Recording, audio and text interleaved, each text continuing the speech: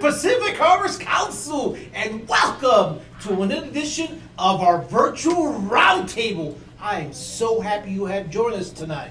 I have a very special guest with me, the Cub Master of the mighty Pack 007, and tonight we're going to talk about family camping and how we plan for that and all the fun that you can have when you're planning, executing, and just doing everything with your family. So, Diana, what do you got for us tonight? Well, I think I'm ready. You sure? I planned. I think I have everything. I see a couple things here. So. You know, that's my favorite game there, you know. It is pretty good. All right. But main thing is I planned. And so that is always the first thing you want to do with your pack. Okay. Is you want to plan, and that includes your committee meetings, your den meetings, and your pack meetings. And you need to talk about it all the time. Because you're going to have families who have the Lions or the Weeblos who are brand new to scouting, and they need to know what to expect. Okay, and if you don't talk about it and you don't plan, you're going to set So yourself without up for planning, failure. you're going to forget something, aren't you? Yes. Or families are not going to be informed, or you're not going to have any good programs. So, yeah, that makes sense. Yeah, you got to plan. So the first thing you need to do is the VSA has this really nice planning layout format that you can use, and it lets you know your schedule and everything else that you can add to it. So we'll make sure that we have that as a handout for everybody to get online. That's a good idea. And then, so you also have to make sure the site that you're going to is approved. Okay. And so there's a form on that, and council has a list of locations that have already been pre-approved. But if you go to like a state park, council, you can go to Camp Thunderbird and rent that. And there's other locations that you can go that are approved as well. Right. Okay. So, good. Schedule. These Cubs, oh my goodness. They are all over the place. And Yes, they they love are. to have fun. And we Yes, like they to do. have our troop come and help out. And they need the schedule as That's right. well. And you said something key there. You guys are a pack. Yes. You're doing a family camp out. You definitely want to invite a troop or two to come out with you so they can help you, because you're trying to, form that bond with that troop. So your Cubs see like, oh wow, look at those Scout BSA, troops. I want to join one of those when I cross over. So yes, that is very important. And it's a great opportunity for them to show off the scout skills. Yes. And then as a leader, you can step back. This last camp out we had, our troop and with some parents went and took all the scouts on a hike. So that left very us an nice. opportunity to sit and have Yes. some downtime, Exactly. plan for our individual den times as well. So that was very helpful. Good. Outstanding. You need to consider your size of the group. So we've gone to Miller, Sylvania, and we get the big camp areas, the Okay. group reservations. Right. 40 people. If you have more than 40 campers, you're going to run out of space. So that's something to consider. And with camping, if you go hiking, you need to make sure you're within your limits as well Right. with your group size. That's exactly, yes. So one thing before we move on, you mentioned schedule, Yes. right? So I know that some packs go out Friday nights and then they start through Saturday, and some will go out on Saturday and come out, through Sunday morning. So, let's talk a little bit about scheduling. How do you guys typically do that? So our pack, we typically go Friday into Saturday, Okay. and then we start at dinner time. So that allows people to get a chance to Right. get out there. The further that we go, we will tend to go Saturday and into Sunday, but we always want to try to give everybody the 3 meals in some format so they get enough different variety with meal prep. So they can cook by the campfire, bringing out like griddles if we have like electricity, Okay. or there's other options too. So we want to give them variety, especially if we, all the different ranks have a food achievement to work at. So you have Tiger Bites, you have the Iron Chef, so you have all of those for all the scouts to have Right. different opportunity, and like the Cast Iron Chef, they have to use different methods for cooking. Okay. So do you typically, when you're talking about cooking, do the families cook by themselves, or do you cook as a pack, or how do you guys typically do it? Well, you can do it either way. Our Okay. pack, we do it where we all pitch in for the food, and then individualized dens usually do the meal prep for that particular meal. So, for example, dinner is usually by our Weeblos, or the troop will help out, and then you have Cracker Barrel. I mean, who can go wrong with Cracker Barrel? You always have to have your marshmallows. That's right, you gotta have have your your s'mores. s'mores. That's right. Or there's breakfast, That's really a good one where the leaders pitch in, just because the kids were up all night talking, keeping adults awake, and as long as you have the coffee going, There you go. they're willing to make that French That's toast right. or whatever you want to make for breakfast. And have that coffee. Oh, That's yes. right. Okay. Well, good. So, you're talking about cooking and all that, the schedule, and now you go talk about games, the schedules and all that. So, if you start your evening on Friday night, you go into Saturday, you guys have scouts on, or you only do that when you start Saturday into Sunday, or you guys, does it matter how you guys? Typically, we do that when we have it on a Sunday, just because Sunday is usually your church day. Okay. And so we want to be able to give families something for that. On Saturdays, though, we usually do something. Every meal we'll do a quick prayer beforehand. But if we camp out Friday into Saturday, we always make sure our Friday night campfire programs are that much bigger, just to kind of give them that communion of being with other people. Right. Okay. Awesome. Outstanding. Okay. Yes. So, awesome. So what else you got? Leave no trace. Oh. So I've heard of that. Yes, there's this great trainer with that, I think. So, Okay. Awesome. but something to consider though too, because you're with your campsite, always on the durable surfaces, but also just cleaning up after yourself. So I always have my scouts do a police call in the evening before we go to bed, before it gets too dark, and then also Okay, before that's a we good idea. leave for Yeah. the day, because you always want to leave it better than where you came Of course, into. yes, So definitely. depending on how you cooked, you may have some trash from that, but just your normal litter that ends up being out there. And that also goes in the fact of leaving it there. So instead of having the scouts come back with their pockets full of pine cones and rocks and dirt and who knows what else they put in there sometimes, we want to encourage them to leave it there. Yes, and we have quite a couple of geologists running around that love to collect rocks, so I know all about that. Yes. Yes, definitely. So we definitely want to make sure they leave it there and encourage them to take pictures. If they don't have anything to do that, they can draw, because they should be prepared in some aspect.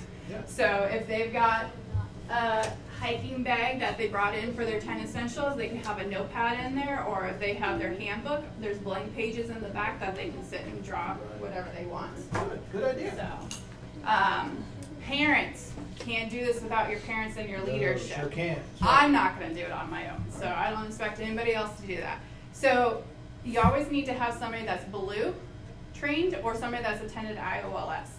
And if you don't have that, then you technically shouldn't be having your camp out. Okay. So council does offer this great training that you can do. University of Scouting, they have it at Camp Thunderbird outside of that too. Right.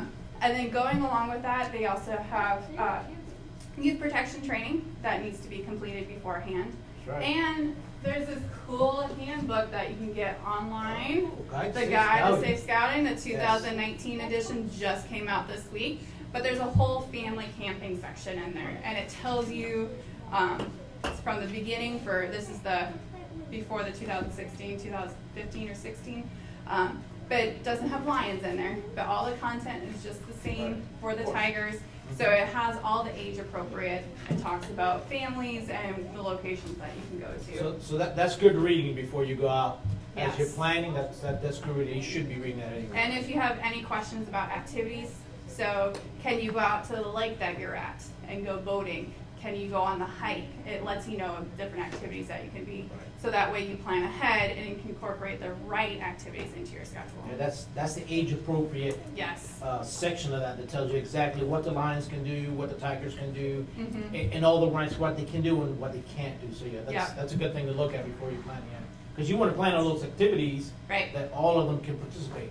Yes. Okay. Good. And then with your planning too, you can take into consideration the activities, and that'll help them to their rank advancement too. So Right. like Weevil's Walkabout, all of them, even the tigers do their 1 foot hike, but they all have a different hiking requirement. Right. And they all have food, and they have a game format. So I brought a couple games tonight, but other games that you can do too are just playing tag or throwing a football. And this is a great way to get the troop involved, or if you have the crew, Right. Right. you can have them along as well, and they can lead those activities, because you really do want to form those bonds and see what scouting is after Era Light. And they love this game. They don't love that We've game. taken this out several times, and they love to play this thing over Yeah, here. and they love it when it goes boom. Yes, they do. That's what they look forward to. Yes. It just coming down all over the place. They love that. Yes. And then also gear. You have to have the right gear. Oh, yes. So, of course. You want to make sure it's weather appropriate. So we've had some snow, not necessarily ideal for camping, but you may need to be prepared for it. But you want a tent, some sleeping bags, and then another handout, suggested packing list. I've taken this from the BSA recommended list and made it more appropriate for a Cub Scout pack, Right. because you don't need all of those for just one overnight. No. But it's always good to have. Camping chairs are nice to have too, just because you don't know what's going to be around the fire pit if you do have that as you camp out. And then cooking gear. So what do you need for equipment? What do you need for just to be around? So you have that as an option for fuel. If you have a camp out, you can have a grill on site. And quick tip too, if it's raining and you have a shelter, just a quick over shelter, you can turn that on and still roast a marshmallow and have a s'more for the night. You sure can. So you can yes. still be prepared for that. Yes, definitely. And then something you want to consider too is with the gear, not every family has what they need. Right. So one thing that we've done is we've always asked, and they can come up, you know, if they don't want to say, hey, I don't have a tent, they can come up to certain people within the pack, say, hey, I need something in order to use, do we have it to borrow? Right. And there's usually a family or two within the pack that has extra sleeping bags or tents to help those families. So never expect your families to have to go out and buy a brand new 8-person tent or anything like that. Especially brand new families who are just not getting into scouting. You can't expect them to go out and spend all this money. No. Because I mean, even if you don't spend a whole lot of money on a nice tent and a nice sleeping bag, all this accumulates. You know, you're talking about, you know, a family of 3 or 4. You know, you got to get 4 sleeping bags. You got to get a big tent. You got to get a bunch of chairs. So yeah, that's something to consider. Yeah. Definitely, yes. Yeah, and then too, as families age out of items too, because they've just expanded, you know, a 3-person tent may not be big enough for Yeah. 4 adults now. So they may have that extra tent now that they've upgraded to a different tent. Right. Nothing may be wrong with the original one, it just size-wise Right. isn't best. And then with the camping, the scouts can be in the same tent, but you have to remember youth protection and the Guide to Safe Scouting. So they have to be within 2 years of them. So you can have your Weeblos and Arrow Lights together, but you can't have your Arrow Light and your Tigers Tiger. together. But who really wants to sleep with a different age range of that anyways? Yeah. Leaders, you have to be within your own children, parents with your own children. Right. And leaders can't share tents unless they're a couple. They're married, yes, So, of course. you always want to keep all of those things into consideration, so Guide to Safe Scouting and youth protection will keep you So- covered on that. You said it a couple times, so this is good reading right here, folks. If you don't have one of these, you should have one. And if you have one, I hope you've read it. There's a lot of good information here that'll will keep you out of trouble. So don't forget this. And you can do that as a digital download as well, so you don't Sure. have to have the physical copy. So for the guys like me that are getting old that can't read, a digital copy's probably better for me because it's bigger You print can than that. enlarge it Yeah, exactly. very There you large go. for you, yes. Got it. Awesome. I Yes. like that. Or they also have this thing in there where you can have it read to you. Oh, look at Computers do that, so if you Will need you them, read to me, Miss Diana? if I have to. A scout is helpful. Okay, I appreciate that. Okay. Thank you. Can we move on now? Yes, we can Okay. move Food, we talked about that. Make sure you have enough. Scouts, they're going to eat. So Yes, if they you've are. gone to summer camp, they feed you really well, but that's because you're so busy. So take that in consideration. Your food budget may go up, but you also want them to be you want them to be satisfied and not the only memory Yeah, from yeah. the camp out is that I was starving. Unless you have a 10-year-old boy who's going through a growth spurt and is going to be starving anyways. They're gonna So- gonna eat and be hungry 5 minutes Or later. the 8-year-old girl that I know too. She eats all the time. I have a 14-year-old like that. Yep. I it feed him happens. 5 minutes later. Hey, I'm hungry. Give me something to Yep. eat. Yeah, That's exactly. where you find the leftovers. Yeah. So, and then activities. So games, hikes, anything rank advancement. You could do individual den time with the leaders, and then you can have their den chiefs come as well and Right. help out. So just make sure you're incorporating that all into your schedule. Okay, good. So you talked a lot about schedule, and I think that's important. Something to remember is make sure you have a schedule. Mhm. And then when you have a schedule, make sure you actually follow the schedule, Oh my goodness, right? yes. Because the last thing you want to do is have a schedule and you don't even pay attention to it. then your kids are running around, no one's eating, and then you have a whole bunch of cranky folks, especially parents, at the end of the day saying, oh, I'm not coming back over here. These people got no plan. They got nothing going. So that's very important. Yes. Maintain that schedule and keep it going, yes. And you want to do this more than once, too. You don't want to be one and done. You want to keep the scouts engaged. And it's a great opportunity for them to use those knots to practice the different skills that they're working at in meetings. So I would highly recommend having an outdoor activity once a month. So if that's not feasible for you, every couple of months, you can go on a hike, you can go on a camp out, you can do a community service project. Every time we go out on a hike, we take trash bags and we come back with more than we carried in. So that's a community service hours right there with just something you didn't necessarily need to do.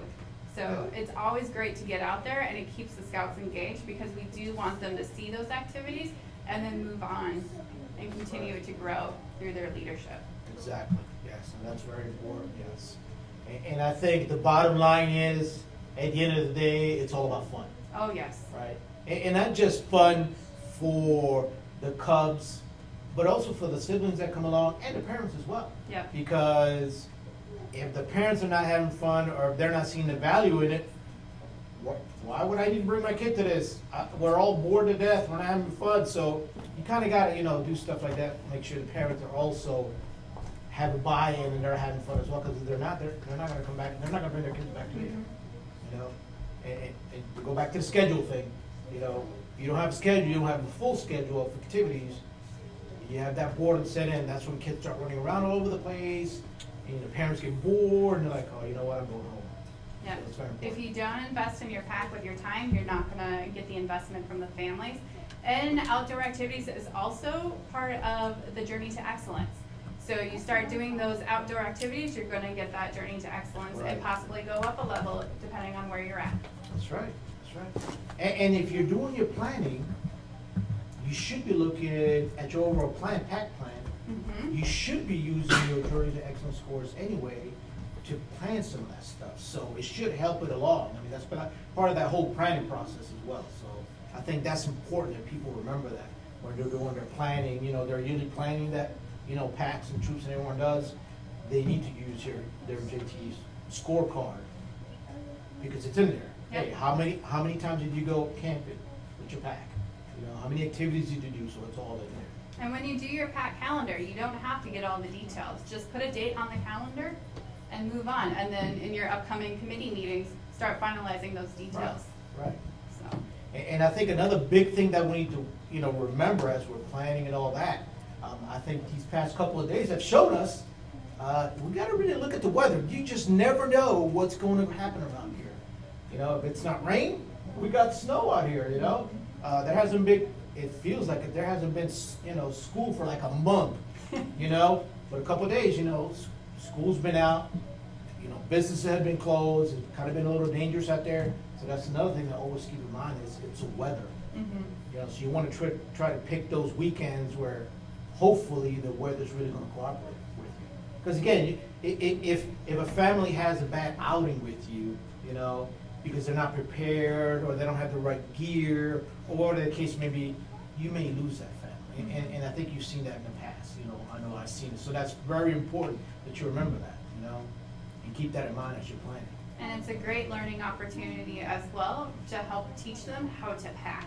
Yes. So knowing to have layers and what to have, you don't want to necessarily get into lightweight backpacking or anything like that, but help the family who typically brings 4 or 5 duffel bags and suitcases, or you just let them know, hey, you could bring your tent like this, or hey, we have a much smaller tent you can borrow. Right. And it's a great opportunity for the scouts too to teach them, because when they get up to the troop and they start doing some real camping that's not from the car and you have to carry everything on your back, they're going to need to know how to properly pack. And so this is a great opportunity to use that, even though you're just coming out of the car. Right. And there's a lot of resources online, like at scouting.org. There's a lot of resources to help you plan for your camp out. There's some listings. If you go to Brian on Scouting, he's got several stories on that website where it will take you to different websites that'll show you, different checklists for what to pack, you know, what you could cook, where you could go. I mean, there's all sorts of information. So there's a lot of stuff out there that people can actually use to really help them pack a really good family camp. Even Pinterest has a bunch of different recipes depending on your mode of cooking that you want to use. Exactly. Awesome. Well, Ms. Diana, thank you very much for coming out and spending this night with us and giving us all this great information. For all of you out there, remember 2 things to really remember. Make sure you plan, because without a plan, you're probably not going to have a good time with your families, and you're going to lose some. And probably the most important thing is have fun. I'm telling you, you go out there, make sure you have great games, make sure you have activities, and keep those families really excited, because they'll keep coming back, and they'll keep moving forward and moving on their ranks. So until next time, keep on scouting. Hello, whatchamacallit district. This is Diana Stokes, one of your local unit commissioners, and I'm here with the fabulous Barb Perez, as you know, is one of our district executives. And I have to tell you, Barb, I hate the snow. And rumor has it, yes, you were somewhere else over the weekend with some sun. I mean, you were squinting in your picture. there was an orb in the sky. What are you doing? So it was 6 hours in an airport, but I don't think that's what you want to know about, the right? sun, the sun. Oh, the sun, Yes. the sun. Where were you? So I and 2 other professionals from our council were in San Diego, California. So in the beginning of 2018, the chief's office at National put out this initiative or this goal for district executives to achieve membership growth for 2018. Wait, we had a big growth there, though, right? Because we started having all the Girl Cubs join that January. Yes, because remember the early adopter program was announced in October of 2017, and then the early adopter program actually kicked off January 1st, 2018. So it was part of the initiative, and if you'll remember, we've talked about this a little bit before, but our statistics here in the Pacific Harvest Council show that for every 2 girls that join scouting, they bring along with them a boy. So we really kind of get a 3-fer when we get those scouts joining at the cub level. And we now in 2019 have welcomed the girls into Scouts BSA, so we'll see how those numbers pan out, but I'm pretty sure they'll be the same. But because of that initiative, coupled with the fact that we in our council achieved growth in 3 of our districts. So Mount Tahoma had a 2% membership growth, Puget Sound had 2% membership growth, and Timberline District had 4% membership growth. That's awesome. So what's super cool about this trip to San Diego is there were 100 executives from our area. So Western region or Western area, the Western region had 100 professionals that achieved growth that they brought to this San Diego conference. So it started on Thursday evening with a murder mystery theater. Oh, fun. I would strongly suggest you watch out for Mark Woodman because he was the whodunit. So just putting it out there. He's a sly one too. We gotta be careful. Yes, just putting it out there. But so we arrived on Thursday, had this great murder mystery dinner, and then Friday morning we had a great hoorah motivational time. Friday morning, my days are all messed up because I didn't have the snow. That's right. So then we had a breakfast and this motivational talk. They issued our certificates. Congratulations, you did a great job, top 100, and sent us on our way. And it was great and fabulous. But so what's really cool to note is that it didn't happen just in the Western region. It happened throughout the United States. So in each of the areas, the top 100 executives were welcomed at some place. So in the Western region, it happened to be San Diego because they recognize that San Diego is usually warm and does have that orb in the sky. Yes. So they wanted to take us someplace warm without rain, and I will say it did not rain. And then I do know that in the southern region, they went to like Florida, where it also doesn't rain and is beautiful. And the really great thing is that all of all the pomp and circumstance that surrounded it is so great and so wonderful, but that's all the more kiddos that we have brought to the scouting family, which is fantastic, and that's really what it's all about. And all of that accolades and all of that we received all came from a top-level national donor that paid for all 4 of the regions and all of their executives to be recognized. You mean somebody from national donated for all 3 of you to be able to go to this wonderful opportunity to be recognized for the work that we've done here in council? Isn't that fantastic? Yes. So flew us to San Diego, fed us dinner, put us up in this great, I don't know if you've ever heard of it, but like Lowe's Coronado. It's right on Coronado. Oh, yeah. It's beautiful. We drove by the Naval Station and the Marine Corps whatevers and secret squirrel stuff. And yeah, so they flew us there, fed us, put us up, and sent us home. It all at no expense to us, no expense to the council. It was fantastic. That's amazing. So what kind of future opportunities is there for our council, our districts, to benefit from that in the future? Because I'm sure there's been professional development opportunities to work on membership and growth as well. So membership here on the Pacific Harbors Council is definitely a big deal, and we have focused a great deal in the last year on membership and membership growth and what that looks like now that we aren't currently or where we won't partner with the Mormon Church after the end of 2019. So what does that look like moving forward, and how do we still recruit families and recruit those families into community units, and what does that really look like? So what I can tell you is we never know what the incentive is from year to year. The first year that I was in the Scouts, my face and my picture was in this book that they put out on the membership growth plan. And I thought that was a really great deal, and I was in the book, you know?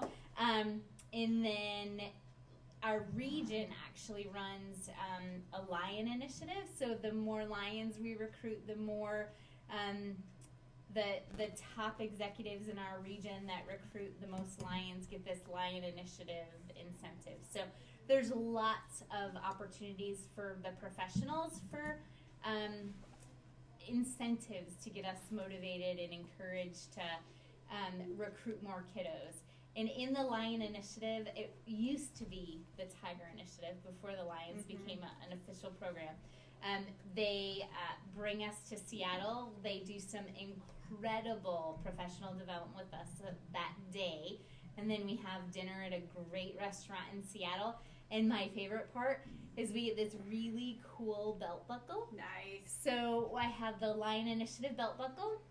And then we would have actually been in Seattle today for the Lion Initiative. But as you know, there's a lot of snow outside. So they've postponed our trip until March. So for that trip, we actually have 2 executives from our council that are going to that. And that's myself and Mark Woodman. Careful. Remember that guilty guy? Careful. Yeah, watch out. Yep. So, but they're great opportunities for professionals. But I will tell you that there are great opportunities for professionals, but we can't do it. We absolutely positively cannot do it without great volunteers who are really kind of the boots on the ground, who are really the ones that that are recruiting those kiddos and are giving them great program. Goes back to being prepared and doing those family outings where you are visible to other people. That's so right. Scout uniform, pack T-shirts. There's a lot of opportunities to get visible in that way to do those Yes. recruiting. Because Yes. if you're having fun, the kid next to you wants to have fun too. Absolutely. And if you have great program at the unit level, those kiddos go back to their schools, they tell their friends, they tell their friends' friends, what did you do last weekend? And they're happy to tell them all about it. That's awesome.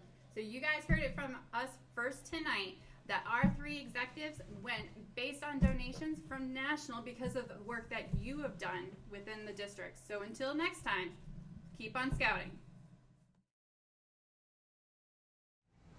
Good evening, John Allen here, the Council Commissioner with Charlene Maselli. What's your job, Charlene? I'm the Development Director for Pacific Harbors Council. Well, and interesting. The other one of the things is I'm hearing a lot of right now is the big fundraising season. What's going on with that? Can you tell me? Yes, I would love to tell you. It is fundraising season here at Pacific Harbors Council, and actually it's fundraising season in councils all across the United States. We generally take the first few months of a year to raise funds so that we're set up for later in the year when we do programs and membership drives and things like that. So we try to do our fundraising in the first quarter of the year.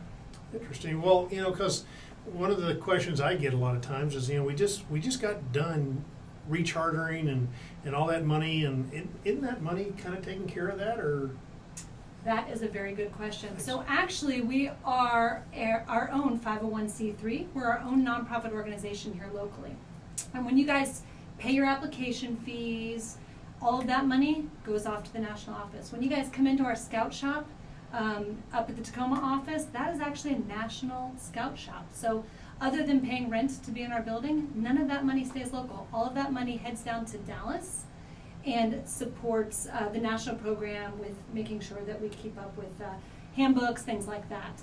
But local money is the money we use here, the money we raise here stays here locally for the scouting program. So basically that $33 kind of covers the national part, but really doesn't keep our local council going at all, right? We do not get any money from the national office. Interesting. Nothing actually comes back from the national office. Ralph's paycheck, your paycheck, anybody? Nope, Okay. all of the local staff and Interesting. everything is supported here locally. That's fascinating. So right now, every time I get out to a court of honor or a blue and gold, there's somebody there talking, FOS. What's going on with that? That's the Friends of Scouting. So that is happening right now as part of fundraising season. We have volunteers, for the most part volunteers, sometimes it's professional staff, but we've recruited volunteers to go out and to talk to the families about helping share the burden here for our local fundraising.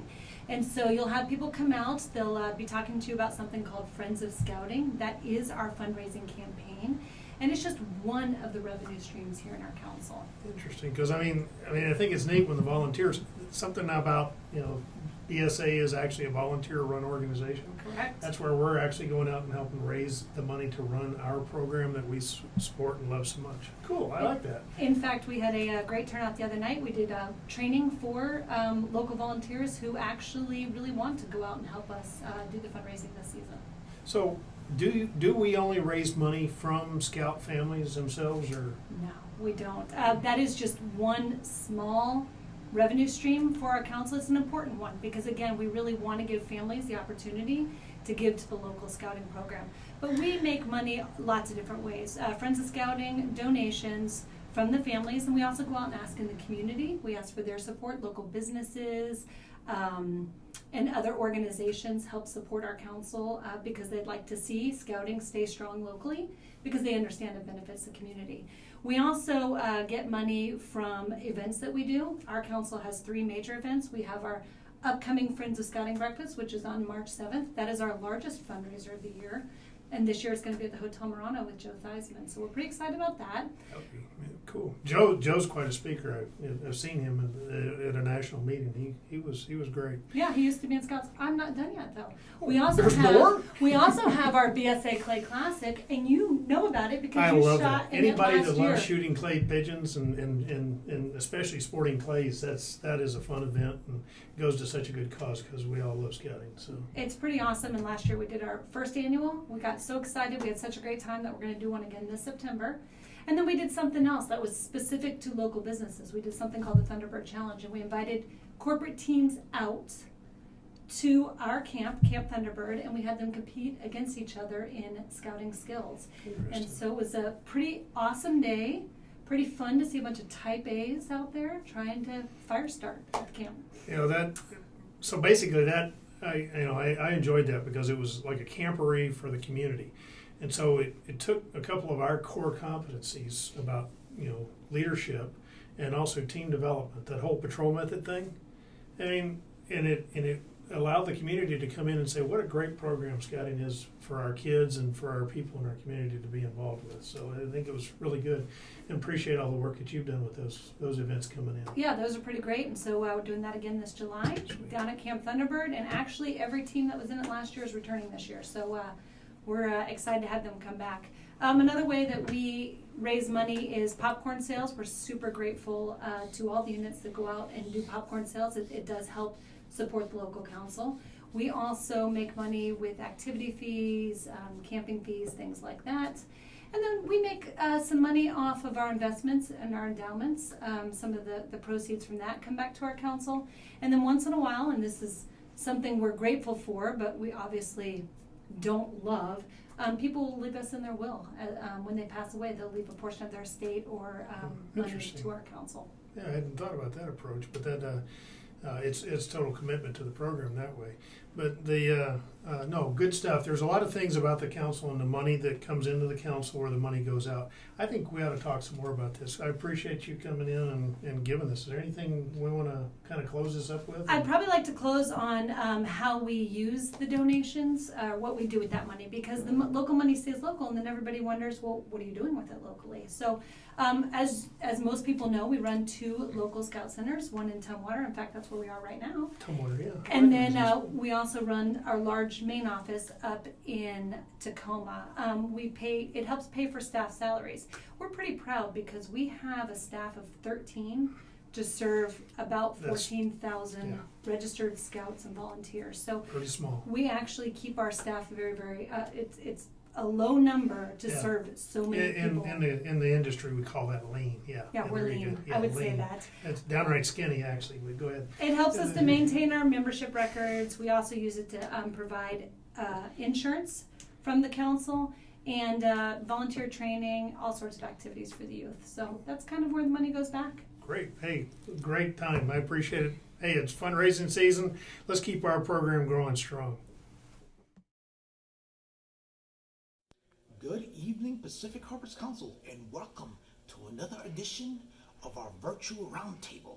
I'm your host, Lee, and tonight we're going to be talking about boards of review. I am down here visiting the mighty Troop 222 from Lacey, Olympia area, and they've invited me to come down and watch them do boards of review. And since tonight that is our theme topic for the Scouts BSA portion of this, what a great idea to get insight on what a board of review should look like. So let's look on. Come on. Andrew Land, and I'm in the Phoenix Patrol, and currently I am tenderfoot, and I'm here because I want to get the 2nd class and rank up all the way to Eagle and try my best. Okay, so you're here for your 2nd class? Yeah.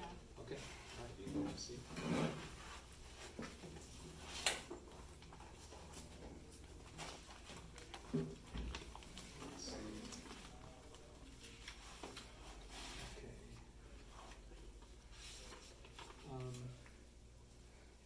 So why don't you tell us a little bit about your experience in scouting so far and how often you attend troop meetings?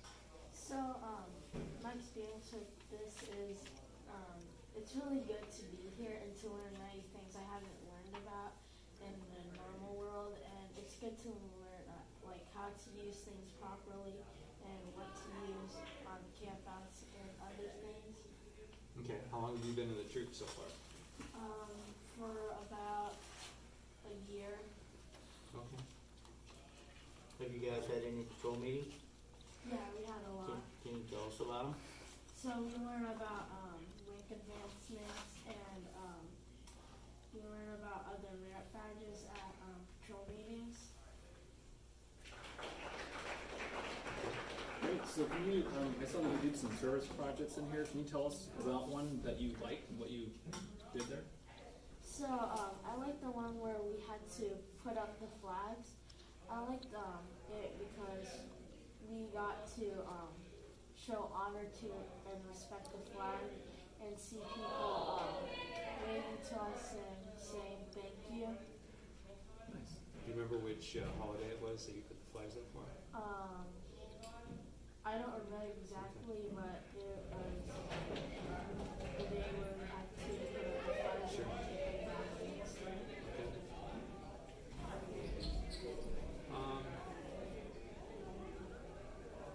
Let's see. Have you ever done more than one good turn in a day? Yeah, a lot. Yeah. What kind of things have you done to do a good turn? Usually I took the mail or got eggs and I had to do the bags for my family. Sometimes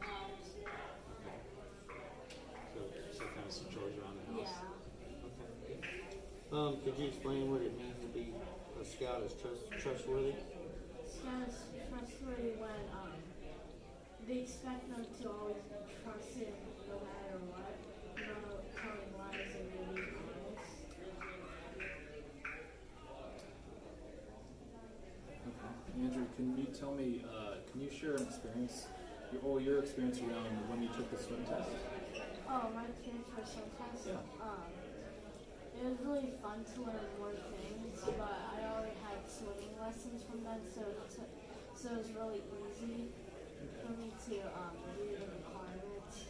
Would you say if you were, sounds like you can swim already, how would you help another scout if they didn't know how to swim?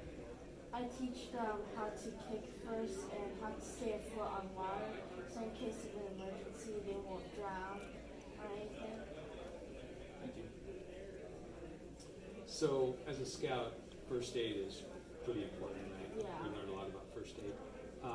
Can you tell me what's in your personal first aid kit that maybe you carry on the camp out? So I got tweezers for ticks and splinters.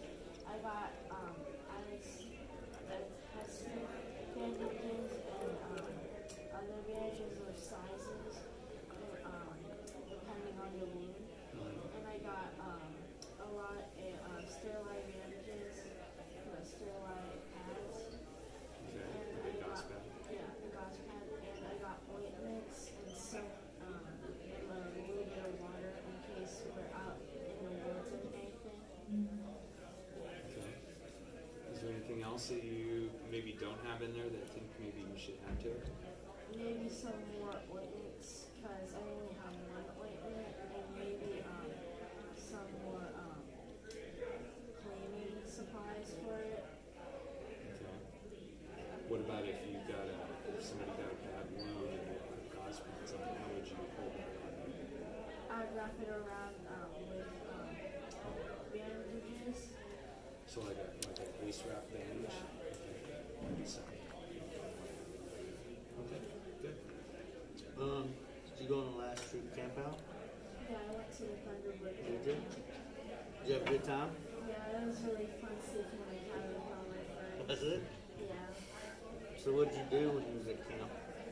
So I learned about the nuclear science merit badge. It was a good experience about learning about all types of science things like nucleus and other things about with nukes and nuclear. Is there anything you would have changed about the camp out? Maybe when we were doing free time, because it was kind of out of control at that time.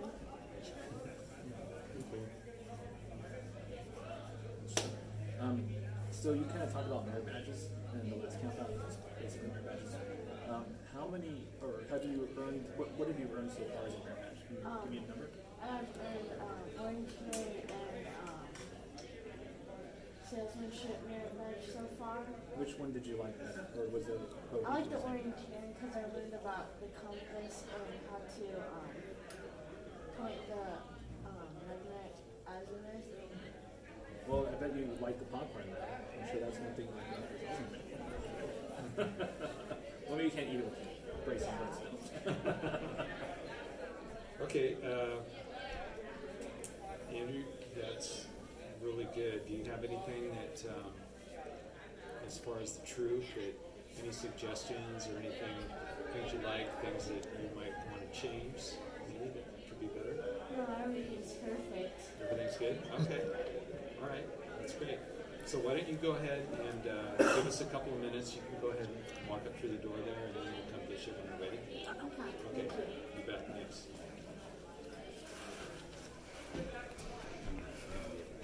You.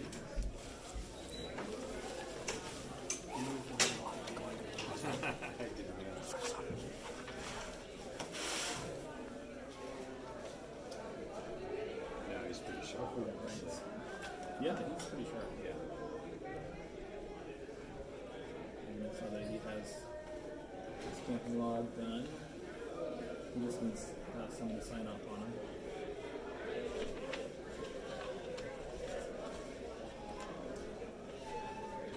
One hike so far. determine no one would have it.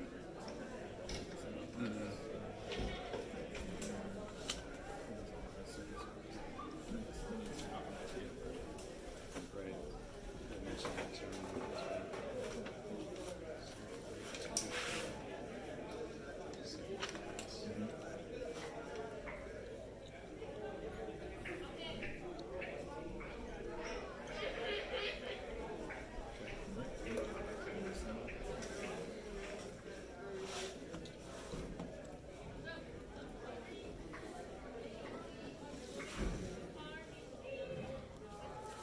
Okay, great.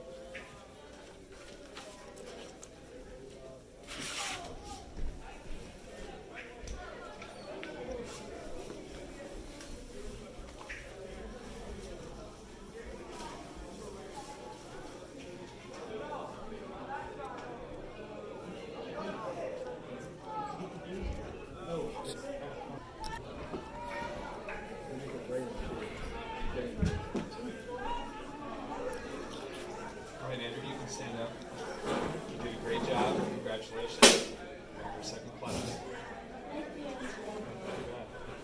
Congratulations. And make sure in your book that you've got, where you have some camping days and some service hours and things like that. You need to get an adult to sign up on this one. Okay? All right? All right, great job. Thank you. Good evening again there, Pacific Harvest Councils. As you can see, it was a pretty good their border review that they did. Now, one of the things that they have as a resource is this handy-dandy guide. And this is pretty awesome. Every troop should have these. It comes loaded with questions for every different rank.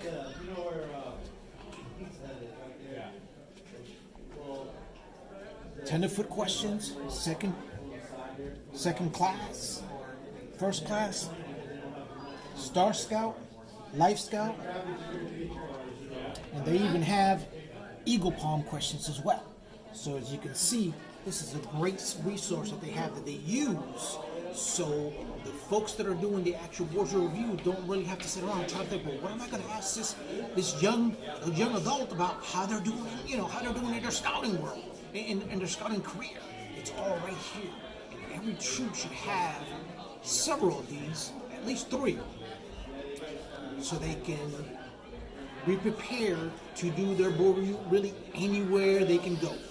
So this is not the way to do it, but it's a way to do it. So I wanted to show you what a great job they do, what a great resource they have that they use when they do their board review. Until next time, keep on scouting. Good evening again there, Pacific Harvest Council. I am down here with the mighty Troop 222, and tonight I have a special guest. Since we're talking about boards of review, I have the mighty Chris Panish, Scoutmaster for the troop here. How you doing tonight, Chris? I'm good. How are you? I'm doing pretty well. Thank you for joining us tonight. Yes, thank you. So we're talking about boards of review, right? For our youngsters. So what can you tell us about boards of review? Boards of review are an important part of scouting because it really allows the scout an opportunity to share what he learned, and or she, with some adults that he may not be very familiar with. It gives them a chance to articulate some of those things. It also adds a little bit of gravity to the rank, so it makes them prepare a little bit more. But more importantly, it gives the committee a chance to kind of gauge the program for scouting. Right. So they can provide feedback to the program team or the scoutmasters on how that program's going. It's a great venue because it really teaches young people the importance of preparing for something that's important to them, as well as preparing for some things like job interview in the future.